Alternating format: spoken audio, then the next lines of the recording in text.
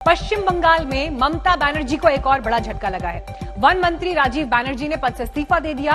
राजीव बनर्जी दरअसल लंबे समय से नाराज चल रहे थे, पार्टी विरोधी बयान भी उनकी तरफ से दिए जा रहे थे और ऐसे में उनका जाना तय माना जा रहा था। आज उन्होंने इस्तीफा राज्यपाल को सौंप दिया। राजीव बनर्जी ने अभी पार्टी से इस्तीफा नहीं दिया है हालांकि, लेकिन उनके बीजेपी में जाने की अटकलें तेज हैं।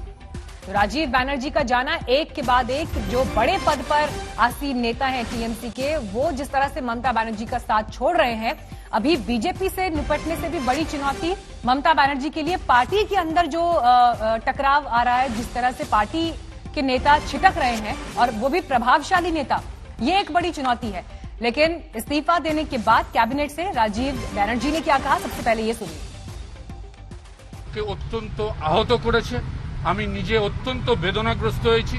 হয়তো আজকে এই সিদ্ধান্তটা আমি নিতাম না, কিন্তু আমি বিগত এক মাস এত মানসিকভাবে আমি দ্বন্দ্বে ছিলাম, এত মানসিকভাবে আমি আঘাত পেয়েছি। আমি কোথাও ব্যক্তিগত আক্রমণ কাউকে করিনি এবং আজকেও বলে যাচ্ছি, যতদিন বেঁচে থাকবো কারণ কোনো ব্যক্তিগত কুৎসা, ব্যক্তিগত আক্রমণ আমি করব না। যারা যেটা করছেন তারা যদি তাদের বিবেক থেকে ভালো মনে করেন তারা নিশ্চিতভাবে করতে পারেন। আমি আমার কাজটুকু করে যাব, কিন্তু এই আঘাত। और इस वक्त हमारे साथ कोलकाता से जुड़ गई हैं चित्रा त्रिपाठी। चित्रा, कल प्रधानमंत्री नरेंद्र मोदी को वहां पहुंचना है, नेताजी सुभाष चंद्र बोस के कार्यक्रम को लेकर भी तलवारें खींची हुई हैं, लेकिन इन सबसे पहले राजीव बनर्जी का जाना किस वजह से नाराजगी थी, क्या उन्होंने इस्तीफे के बाद कहा? देखिए, सबसे महत्वपूर्ण बात यह है कि टीएमसी को एक के बाद एक मीनाक्षी झटका लगता हुआ यहां पर दिखाई दे रहा है। 15 से ज्यादा विधायक अगर टीएमसी का साथ छोड़कर चुनावों के ठीक पहले चले जाएं तो आप सोच सकते हैं कि इस पार्टी के लिए मुश्किल की कितनी बड़ी घड़ी ये आन पड़ी है। लेकिन राजीव बनर्जी के इस्तीफे की पीछे की 3 बड़ी वजह मानी जा रही है। पहला यह कि उनकी पार्टी में बात नहीं सुनी जा रही थी। दूसरा, ये अभिषेक बनर्जी की ज्यादा चलती है और इन लोगों की ये आरोप है कि दरअसल पार्टी में जो नेता मेहनत कर रहे हैं उनको तवज्जो नहीं दी जा रही है। और तीसरी बड़ी बात ये बताई जा रही है कि दरअसल कई ऐसी बैठकें हुई जिसमें उन्होंने अपनी कुछ बातें रखने की कोशिश की, लेकिन उसको जब तवज्जो नहीं दी गई तो उन्होंने मन बना लिया था। और पिछले कई टीएमसी की बैठकों से लगातार ये नदारद भी रहे थे, तभी माना जा रहा था कि राजीव बनर्जी बहुत जल्द टीएमसी छोड़ सकते हैं। हालांकि उनको मनाने की तमाम कोशिशें, कवायद भी बिल्कुल उसी तरह से की गई जैसा कि शुभेंदु अधिकारी के मामले में हम सब ने देखा था। अभिषेक बनर्जी खुद जो भतीजे हैं ममता बनर्जी के, वो उनको मनाने के लिए पहुंचे हुए थे। तमाम दूसरे भी टीएमसी के नेता मनाने के लिए पहुंचे हुए थे, लेकिन शुभेंदु अधिकारी ने छोड़कर बीजेपी का दामन थाम लिया। और उसके बाद ये बड़ा चेहरा पश्चिम बंगाल की राजनीति में, चूंकि कैबिनेट मंत्री भी रहे हैं, इनका अच्छा खासा प्रभाव भी बंगाल की राजनीति में माना जाता रहा है। तो ऐसे में राजीव बनर्जी का इस्तीफा दिया जाना यकीनन टीएमसी के लिए ये परीक्षा की बड़ी घड़ी है, वो भी तब जब 30 मई के पहले यहां पर विधानसभा के चुनाव संपन्न हो जाएंगे और दूसरी तरफ 3 महीने से भी कम वक्त का समय रह गया है यहां के विधानसभा चुनाव में। लेकिन उससे भी ज्यादा महत्वपूर्ण कल की तारीख को लेकर 23 जनवरी, आपको बता दें मीनाक्षी की पराक्रम दिवस के तौर पर भारतीय जनता पार्टी नेताजी सुभाष चंद्र बोस की 125वीं जन्म जयंती को मना रही है और इसके लिए तैयारियां यहां पर जोरों पर की जा रही हैं। चूंकि खुद पश्चिम बंगाल प्रधानमंत्री नरेंद्र मोदी आ रहे हैं इस बड़े समारोह का हिस्सा बनने के लिए, और ये सरकारी कार्यक्रम है भारत सरकार का, जिसको लेकर बीजेपी के कार्यकर्ता यहां पर खासे उत्साहित हैं। और यहां पर अपने दर्शकों को यह भी हम बताते चलें कि दिसंबर 1965 के बाद यह पहला मौका होगा जब 23 जनवरी के किसी कार्यक्रम में शामिल होने के लिए खुद प्रधानमंत्री दिल्ली से यहां पर नेताजी के किसी कार्यक्रम में शामिल होने के लिए आए। बीच में कोई भी दूसरा प्रधानमंत्री यहां पर इस तरह के समारोह का हिस्सा नहीं बना था। इसके पहले लाल बहादुर शास्त्री थे, हालांकि वो दिसंबर में आए थे, वो 23 जनवरी को नहीं आए थे, लेकिन उन्होंने परिवार से आग्रह किया था कि मैं 1 महीने पहले आना चाहता हूं, चूंकि जनवरी में मेरा ताशकंद का कहीं और का उनका आगे का कार्यक्रम लगा हुआ था। लेकिन अपने आप में काफी ज्यादा महत्वपूर्ण प्रधानमंत्री नरेंद्र मोदी का ये दौरा, और लेकिन इस दौरे को लेकर एक तरफ पराक्रम दिवस तो दूसरी तरफ देश के नायक दिवस के तौर पर टीएमसी भी कार्यक्रम को सुबह से ही मनाएगी। ममता बनर्जी की एक बड़ी रैली होने वाली है। नेताजी की प्रतिमा जो रेड रोड पर है वहां पर सबसे पहले वो माल्यार्पण करेंगे, पुष्पांजलि अर्पित करेंगे और उसके बाद वो नेताजी सुभाष चंद्र बोस को लेकर, उनकी विरासत को लेकर दरअसल टीएमसी आगे बढ़ना चाहती है और ये दिखाना चाहती है कि बीजेपी का उन पर हक नहीं है। पश्चिम बंगाल की राजनीति महापुरुषों के नाम पर भी अलग अलग रूप में जिस तरह से सामने निकल कर आ रही हैं, ये भी अपने आप में बहुत सारे सवालों को जन्म दे रहा है। क्योंकि इसके पहले जब अमित शाह की बड़ी रैली हुई थी और ईश्वर चंद्र विद्यासागर की प्रतिमा को क्षति पहुंचाई गई थी, तो हम सब ने देखा था कि टीएमसी और बीजेपी के बीच में आपस में किस तरह से बयानबाजी का एक बहुत लंबा चौड़ा दौर चला। और वो जब से शुरू हुआ तब से लेकर आज बात का जिक्र आप कल के कार्यक्रम को लेकर कह रही थी, बंगाल में जो लड़ाई इस वक्त दिखाई दे रही है वो बंगाली अस्मिता वर्सेस जो बात बार बार ममता बनर्जी कर रही हैं बीजेपी के नेताओं के लिए कि उनको बाहरी कहा जा रहा है, ये लड़ाई अब कैसे जो बंगाल के बड़े प्रतीक हैं उनके इर्द गिर्द घूम रही है, इस पर एक रिपोर्ट हमने तैयार की है, फिर चित्रा लौटेंगे आपके पास।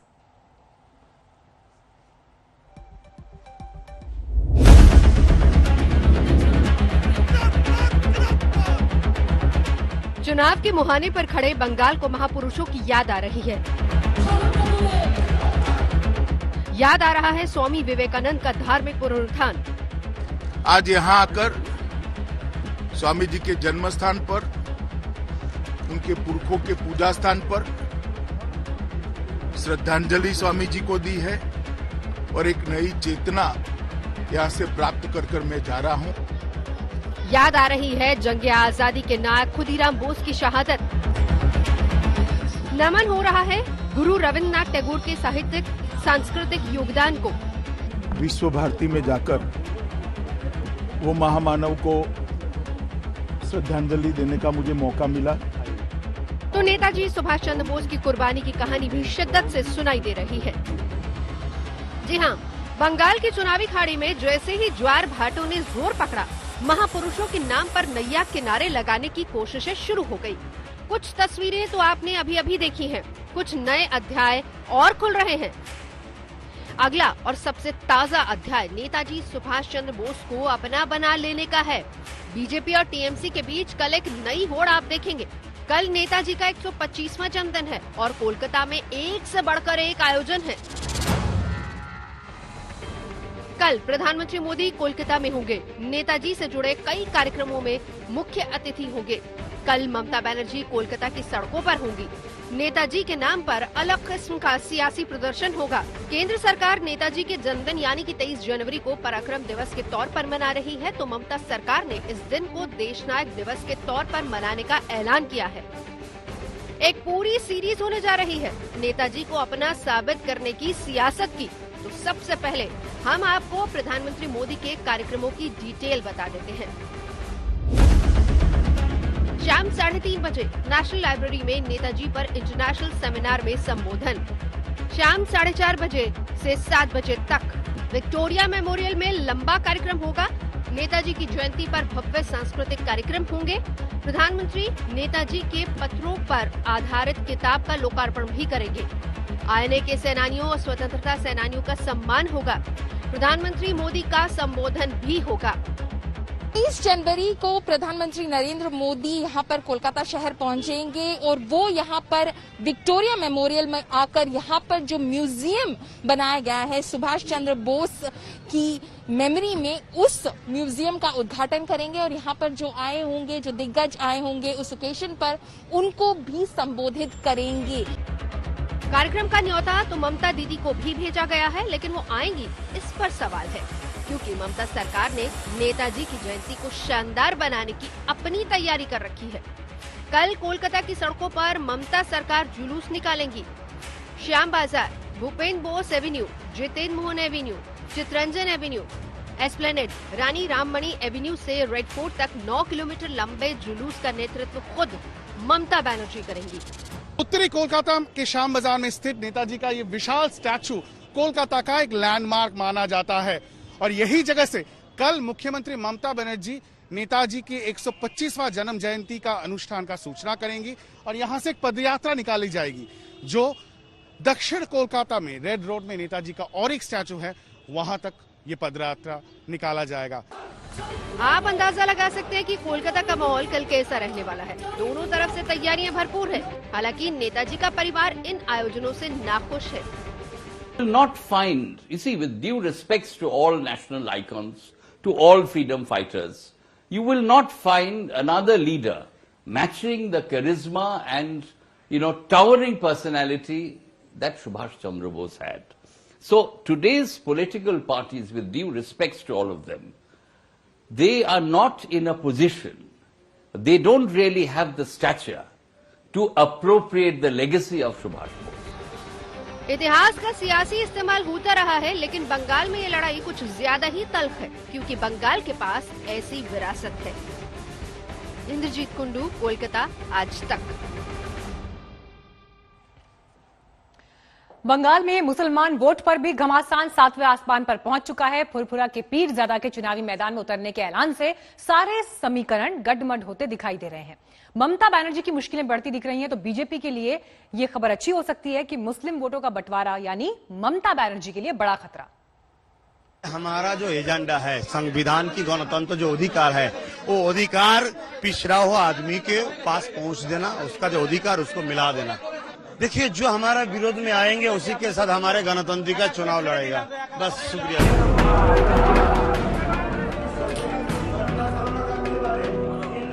यह बात सिद्दीकी है। बंगाल में मुसलमान वोटरों के नए दावेदार। देश की दूसरी सबसे बड़ी दरगाह फुरफुरा शरीफ के पीरजादा सिद्दीकी की महत्वाकांक्षा हिलोरे मार रही है। ऐसा क्यों, ये आपको बताएंगे, लेकिन पहले जरा इनका ये ऐलान सुन लीजिए। कि जब आदमी का काम कोई पार्टी करे तो आदमी उसी पार्टी को सपोर्ट करेगा ना। तो काम जब सपोर्ट करेगा, इसमें हमारे डर क्या है, वो आ जाएगा, ये खत्म हो जाएगा, इससे डर काय को लग रहा है। निश्चय सही से काम नहीं किया है। लगता है ममता बनर्जी सही से काम नहीं की है? अगर करते तो इसी हालत ऐसा होता। एक मजहबी जमात को अचानक चुनावी मैदान में उतरने का ख्याल यूं ही नहीं आया। राजनीति में हाथ आजमाने की इस हसरत के पीछे वजह पश्चिम बंगाल में मुसलमानों की एक बड़ी आबादी है। सेंट्रल बंगाल की बात करें तो करीब 56.6%, नॉर्थ बंगाल में 45.7%, दक्षिण बंगाल में 24.1%, पहाड़ी क्षेत्रों में 14.9%, जंगल महल जोन में 9.1%। इन आंकड़ों से बंगाल में मुस्लिम आबादी के दबदबे का अंदाजा आप लगा ही सकते हैं। मुसलमानों के आसरे ही टीएमसी का जनाधार रहा है, जबकि सिद्दीकी इसमें सेंध लगाने उतरे हैं। टीएमसी के लिए खतरे का सबब हो सकता है। सांप्रदायिकता में नहीं होता, बीजेपी का सांप्रदायिकता में भी नहीं होगा, दूसरा और किसी का सांप्रदायिक पार्टी यहाँ पर वोट नहीं भाग कर सकता है। बीजेपी को सुविधा करने के लिए बहुत सारे ये आ रहे हैं, ये सब इसमें उसका कुछ अपना डाल नहीं कर, उसको भी दे। ये सब बीजेपी का वोट कटुआ है, बीजेपी का वोट कटुआ, इसमें कोई तात्पर्य नहीं है, क्योंकि हम बंगाल के जनता जो है इतने बुद्धू तो नहीं है। लाभ क्षति আমরা হিসাব করি না, আমরা আমাদের পরিশ্রম করে জিততে চাই। বিজেপি পুরো কনফিডেন্স 200 আসন নিয়ে এখানে ক্ষমতায় আসবে। बंगाल की राजनीति का सीधा सूत्र है, अगर मुस्लिम वोट बटे तो ममता बनर्जी मुश्किल में पड़ जाएंगी। लेकिन क्या ऐसा होगा? लेफ्ट कांग्रेस को नजरअंदाज भी कर दे तो ममता, ओवैसी और अब फुरफुरा के पीरजादा, क्या मुस्लिम वोटों का बंटवारा होगा? कोलकाता से इंद्रजीत कुंडू के साथ आज तक ब्यूरो। पुणे स्थित सीरम इंस्टीट्यूट की बिल्डिंग में कल आग लग गई। आग में 5 लोगों की जान चली गई। वहीं महाराष्ट्र सरकार ने इस मामले की जांच के आदेश दे दिए हैं।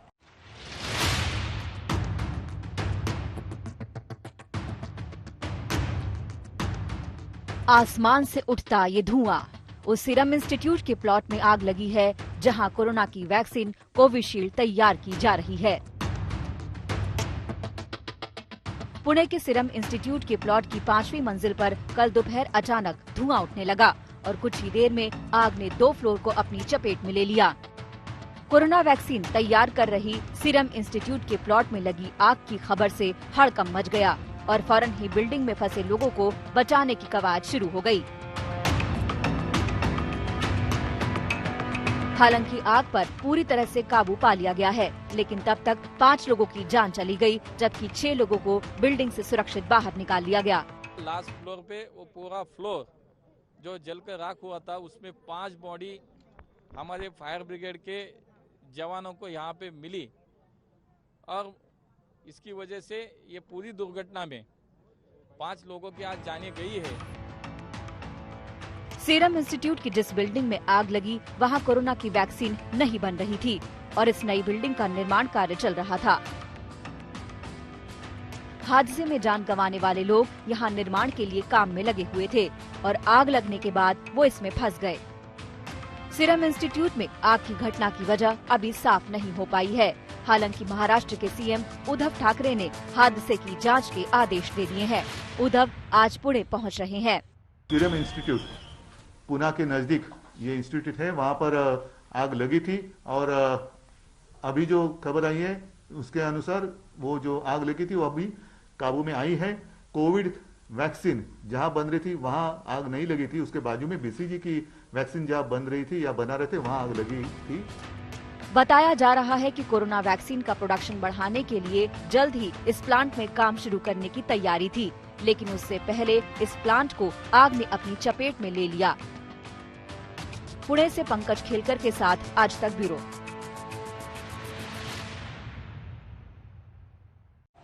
और अब बात अपराध के खिलाफ यूपी सरकार के अभियान की। माफिया, डॉन, गैंगस्टर और शातिर अपराधियों के अड्डों को योगी की पुलिस चुन चुनकर निशाना बना रही है।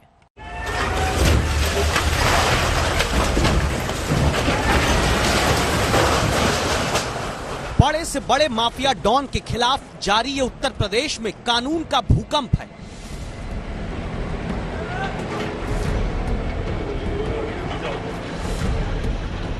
ऐसा भूकंप जो अपराधियों की आर्थिक, सामाजिक, शारीरिक, मानसिक ताकत को ध्वस्त कर दे रहा है।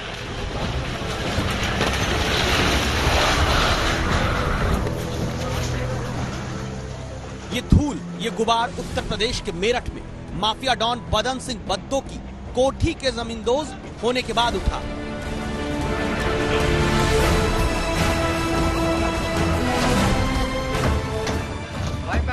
जहां अब तक कानून को घर की खेती समझने वाले माफिया डॉन की हवेली में प्रशासन ने इतने हथौड़े मारे कि बदन सिंह बद्दो की तरह बनने की सोचने वालों के दिमाग दुरुस्त हो जाएं।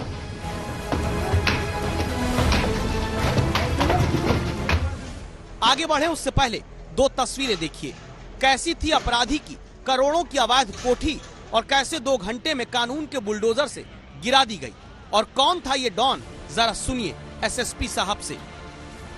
पश्चिमी उत्तर प्रदेश में माफिया बदन सिंह बद्दो है, जिसे आजीवन कारावास के माननीय न्यायालय द्वारा सजा है और ये फर्रुखाबाद पुलिस से पेशी के समय फरार हो गया था कस्टडी से। इस क्रम में मेरठ पुलिस ने जो मुकदमा पंजीकृत किया था उसमें अभी पिछले महीने इस बिल्डिंग में 83 के तहत कुर्की की कार्रवाई सुनिश्चित की गई थी। उसके बाद एक अपील पड़ी जिसमें ये निकलकर सामने आया कि यहाँ पर इसने अपने बाहुबल और अशोक से एक बिल्डिंग बना रखी थी जो कि पूरी तरह से अवैध थी। फरार भूमाफिया बदन सिंह जो बाद में सुपारी किलर बना, उसके आतंक की दीवारों को ऐसे मेरठ में गिराया गया। अब जरा दूसरे कैमरे से भी कानून की असली ताकत को देखिए।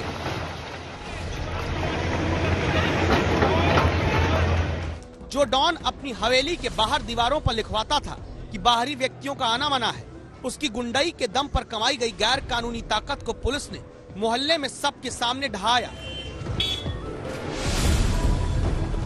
वर्षों तक उत्तर प्रदेश में तमाम सरकारों के राज में बदन सिंह बद्दो इतना बड़ा हो गया कि कभी उस तक क्या, उसकी अवैध कोठी तक पर किसी ने निगाह टेढ़ी नहीं की। लेकिन उत्तर प्रदेश में करीब 200 दिन से चल रहे ऑपरेशन क्लीन के तहत कानून में छेद करने वाले बाहुबली की कोठियों में इतना छेद प्रशासन ने कर दिया कि अब वो सोच नहीं पाएगा इसे हवेली कहें या मलबा।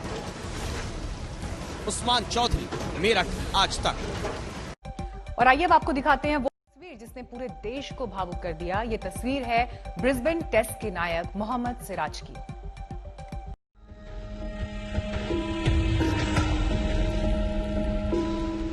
इस तस्वीर ने पूरे हिंदुस्तान को भावुक कर दिया है। ये ब्रिस्बेन टेस्ट में भारत की ऐतिहासिक जीत के नायक मोहम्मद सिराज हैं। ऑस्ट्रेलिया के लंबे दौरे से अपने घर हैदराबाद लौटने के बाद वो सीधे पिता की कब्र पर गए और सजदे में सिर झुकाया। सिराज जब ऑस्ट्रेलिया में थे तभी उनके पिता का इंतकाल हुआ था, लेकिन पिता का सपना पूरा करने के लिए वो अंतिम संस्कार में घर नहीं लौट पाए। निजी शोक के बीच कंगारुओं की धरती पर भारत को जीत दिलाने में सिराज ने जो दमखम दिखाया वो मिसाल बन गया। आज तक से बातचीत में सिराज ने बताया कि उनके लिए ऑस्ट्रेलिया में रुकने का फैसला कितना मुश्किल था।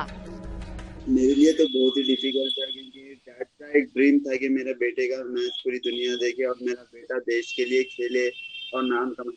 बस यही था कि मैं डैड का ड्रीम पूरा करूं, और वो टफ सिचुएशन में बहुत ही मैं मेंटली नीचे भी चले गया था, उतना स्ट्रांग नहीं था मेंटली मैं।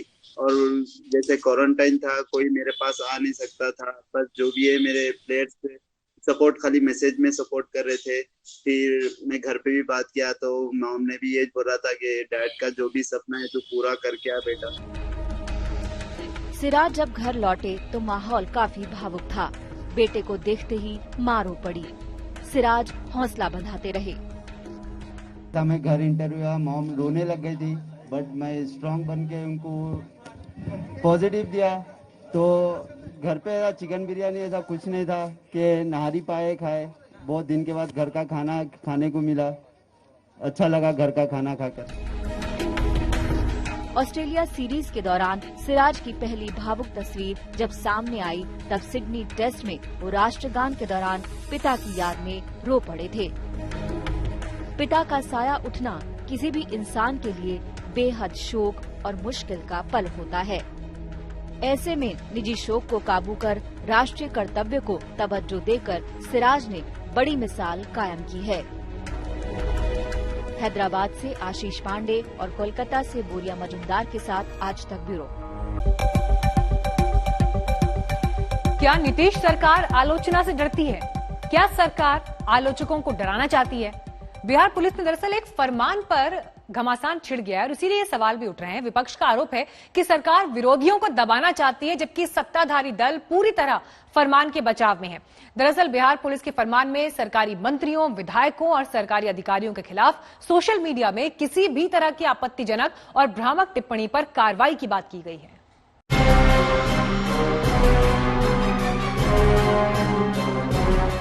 नीतीश राज में सावधान।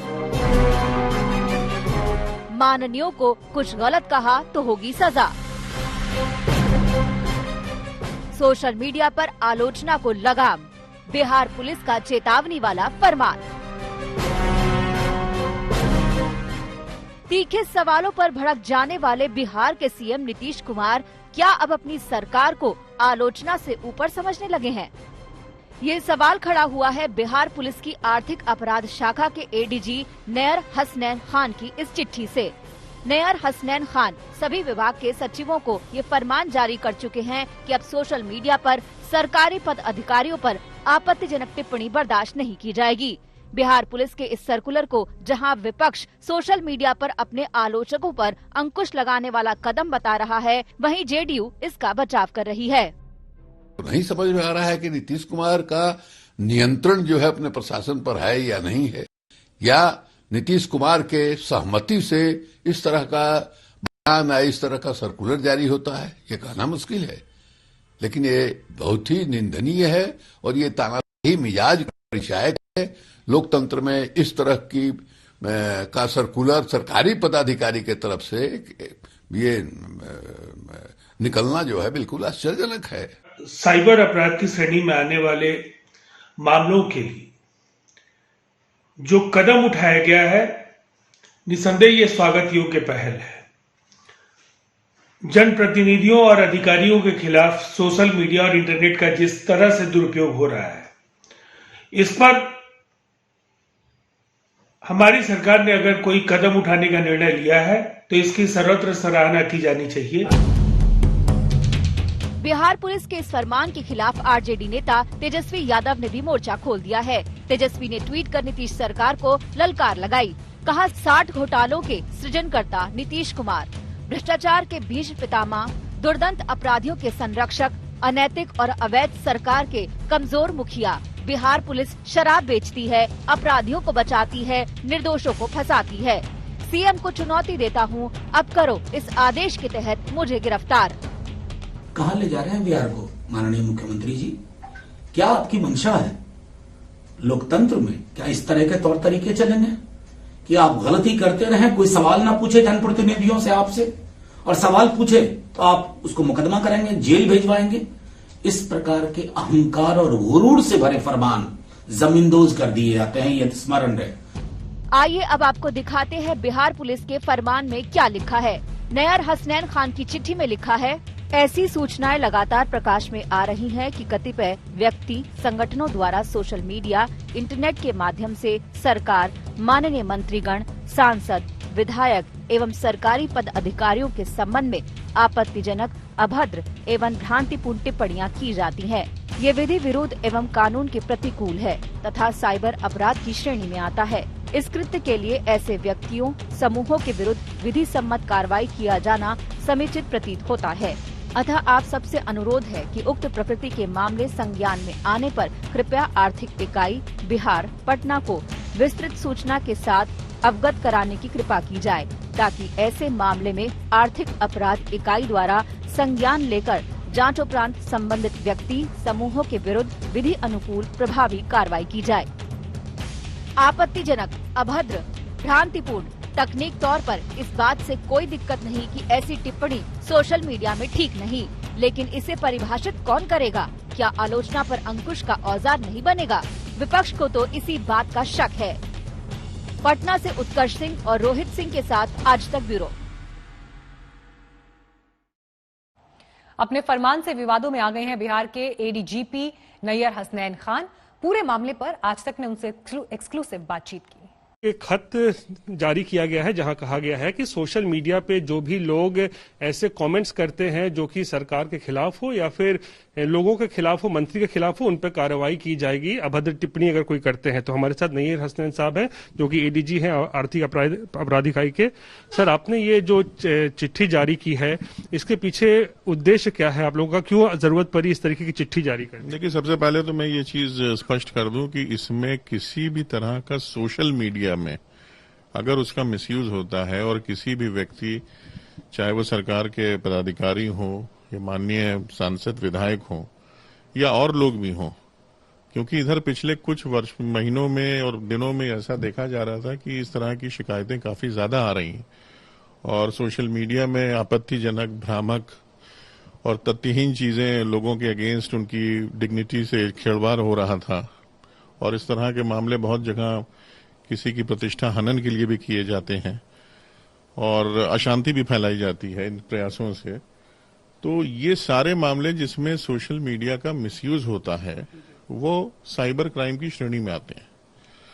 तो पर्पस ये है कि हमने सभी को एक तरह से अनुरोध किया है कि अगर उनके साथ इस प्रकार की कोई भी बात होती है या उनके किसी भी कनीय अधिकारी, कर्मी के साथ कोई भी इस प्रकार की शिकायतें आती हैं तो वो ईओयू को भेजें, उसकी सूचना दें, उसकी हम लोग जांच करेंगे। जांच करने के बाद यदि उसमें इस तरह के साक्ष्य आते हैं कि उसमें कॉग्निजेबल ऑफेंस का मामला बनेगा तो उस पर कानूनी कार्रवाई होगी। लेकिन सर, इससे एक मैसेज ये जा रहा है कि सरकार के खिलाफ किसी तरीके की अगर टिप्पणी करते हैं तो आपके खिलाफ कार्रवाई की जाएगी। आलोचना जैसे बर्दाश्त नहीं है सरकार की खिलाफ। ये बिल्कुल गलत इंटरप्रिटेशन है। ये प्योरली कानून के दायरे में होने वाली कार्रवाइयों का उल्लेख है और हम जो भी कार्रवाई करेंगे, जो भी हमारी यूनिट करेगी, वो पूरी कानून के दायरे में ही होगी। इसमें कोई फ्री स्पीच या किसी इस तरह की चीजों का कोई बात नहीं। मैंने पहले ही इसमें स्पष्ट किया है कि सोशल मीडिया का मिसयूज जो होगा, जिससे कॉग्निजेबल ऑफेंस बनने की बात आएगी ऐसे मामलों में, और यदि वो मामले हमारे संज्ञान में आते हैं तो उसकी जांच होगी और जांच में ये चीज अगर प्रमाणित होती है तब इसमें कानून सम्मत कार्रवाई होगी। और अब बात किसानों की। सरकार के साथ किसानों की बैठक जारी है। 11वें दौर की बैठक में सरकार ने एक बार फिर किसानों से कल के प्रस्ताव पर चर्चा की, लेकिन आपस में बैठक के बाद किसानों ने इसे खारिज कर दिया। कल सरकार ने तीनों कृषि कानून को 1.5 साल के लिए होल्ड पर करने का प्रस्ताव दिया था। किसान अब भी तीनों कानूनों की वापसी पर अड़े हुए हैं, लेकिन क्या बातचीत में अब कोई नई बात निकल कर आती है, इस बात पर निगाहें टिकी हैं। सरकार ने कहा था कि इन कानूनों को हम 1.5 साल के लिए इन पर रोक लगा सकते हैं और उतने समय में चर्चा की जा सकती है। बैठक से पहले ही किसानों ने अपना रुख साफ कर दिया था। राकेश टिकैत हमारे साथ हैं, जा रहे हैं मीटिंग में भाग लेने के लिए। आज थोड़ा आक्रामक दिखाई पड़ रहे हैं। अरे नु कह रहे कि प्रेरणा करो, आगे पीछे कर लो। हाँ, क्या को ये तिरंगा के साथ में तो जा रहे हैं हम। तिरंगा कौन रोकेगा भाई? हमका क्यों वो बता अफगानिस्तान नहीं, हम तो तिरंगा लेकर जा रहे हैं। लेकिन अगर किसी ने तिरंगा के साथ कौन अपमान करेगा तिरंगे का, उसका इलाज करेंगे जो तिरंगे का अपमान करेगा। उसी का तो इलाज करेंगे। तिरंगा हमारा है, तिरंगा देश के किसान का है, यहाँ की देश की जनता का है। तिरंगा तो फौज का वो है, और फौज और पुलिस हम ही तो लेकर सब चलेंगे, सब इकट्ठे चलेंगे। पुलिस किसान अब भी गांव में है, उनके लिए कुछ संदेश? उनके लिए वे कह रहे हैं कि झंडे दे दो, वे झंडा मांग रहे, झंडा ब्लैक में बिक रहा। तिरंगा देश में तिरंगे की इतनी डिमांड है कि मिल नहीं रहा तिरंगा। अभी आप बात करने के लिए जा रहे हैं, तो वहाँ भी आज आक्रामक रहेंगे किसानों के तेवर? नहीं, किसान तो बहुत प्यार से शांति से बात करें, शांति से बात करें। बात शांति से है, बाहर जब तिरंगा रैली होगी तो तिरंगा तो क्रांति का प्रतीक है हमारा। तिरंगा हमको चाहिए, गांव के लोगों को तिरंगा चाहिए। जिसने वोट दे रखी है जिसको उससे तिरंगा लो। पीएम ने आज वाराणसी में कोरोना टीका लगवाने वाले स्वास्थ्य कर्मियों से बात की। पहली हेल्थ वर्कर पुष्पा ने पीएम का शुक्रिया अदा किया। देश को 9 महीने के भीतर ही वैक्सीन मिल गई। कोरोना की वैक्सीन के लिए सबसे पहले अपने स्वास्थ्य कर्मियों की तरफ से आपको बहुत बहुत धन्यवाद देना चाहती हूं, इस नाते कि सबसे पहले आप द्वारा स्वास्थ्य विभाग को चुना गया है और पहले चरण में 16/1 को सबसे पहले वैक्सीन मुझे भी लगाया गया है। मैं वैक्सीनेट हो चुकी हूं और मैं अपने आप को बहुत ही सौभाग्यवती मान रही हूं, इस नाते सौभाग्यशाली हूं ताकि मुझे वैक्सीन लग गया है। पुष्पा जी, आप जैसे लाखों करोड़ों कोरोना वॉरियर्स और 130 करोड़ देशवासियों की सफलता है। मेड इन इंडिया वैक्सीन हम सबके लिए गर्व की बात तो है ही। अच्छा, ये बताइए, जैसे आपने कहा कि आपको कोई दिक्कत नहीं हुई है, कोई माइंड इफेक्ट भी नहीं हुआ है, यानी आप बिल्कुल विश्वास से किसी को भी कह सकती हैं कि भाई ये जो कुछ भी आपने किया, अनुभव किया, एकदम उत्तम अनुभव है। लोगों को ये विश्वास दिलाना है कि देखिए ये आपके लिए बहुत ही महत्वपूर्ण वैक्सीन है और हमारे माननीय प्रधानमंत्री द्वारा जी 9 महीने के अंदर इतना माने की वैक्सीन उपलब्ध कराया है, जिससे कि सबसे पहले भारत में वैक्सीन लगना शुरू हुआ है और ये वैक्सीन लगाने से आप लोग बिल्कुल सुरक्षित रहोगे और मन में किसी प्रकार का कोई डर आप लोग न लाए। कि वाराणसी की एक और नर्स रानी श्रीवास्तव भी पीएम से बात करके खुश थी। रानी ने पीएम का इस बात के लिए शुक्रिया अदा किया कि सबसे पहले टीका मुहिम का फायदा स्वास्थ्य कर्मियों को मिला।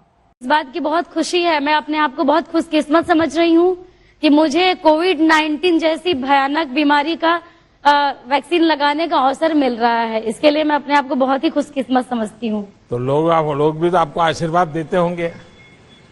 जी सर, बहुत बहुत आशीर्वाद मिलता है सर। मेरे साथ साथ सर लोग सबसे ज्यादा आपको आशीर्वाद देते हैं कि आपने इतना जल्दी 10 महीने के अंदर कोरोना की वैक्सीन लॉन्च करवा दी और वो लोगों को लगने भी लगी है। देखिए, इसका हकदार मैं नहीं हूँ। एक तो पहले आप लोग हकदार हैं, क्योंकि इतने चिंता, अनिश्चितता, क्या होगा, कहीं घर पर तो हम कोरोना लेके नहीं चले जाएंगे, इसके बीच भी आप लोगों ने हिम्मत के साथ काम किया, डटे रहे, गरीबों की, बीमारों की सेवा की। दूसरे हैं हमारे वैज्ञानिक, जो बिल्कुल विश्वास के साथ, ये अनजान दुश्मन था ये कोरोना, पता ही नहीं था क्या है कैसा है, वो लेबोरेटरी में उसका पीछा करते रहे और उन्होंने ये रात दिन मेहनत करके, और वैज्ञानिक तो आज के आधुनिक ऋषि हैं, वो लेबोरेटरी में बैठे, उन सब ने जो काम किया तब जाके हुआ है